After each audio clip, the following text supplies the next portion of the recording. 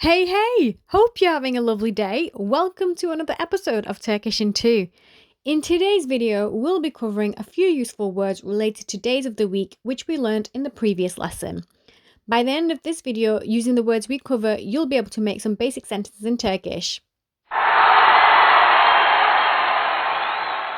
Okay, to start off, let's recap days of the week, starting with Tuesday.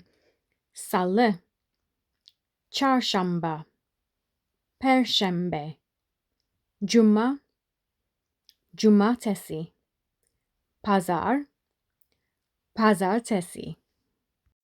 Okay, now that we have reminded ourselves of the days of the week, let's go ahead and take a look at today's words.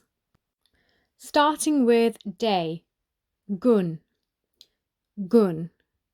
Week, hafta, hafta. Month, ay, ay. Today, bugün, bugün. Tomorrow, yarın, yarın. Yesterday, dün, dün. Okay, bugün günlerden ne? Bugün Cuma. Bugün Çarşamba. Bugün Pazar.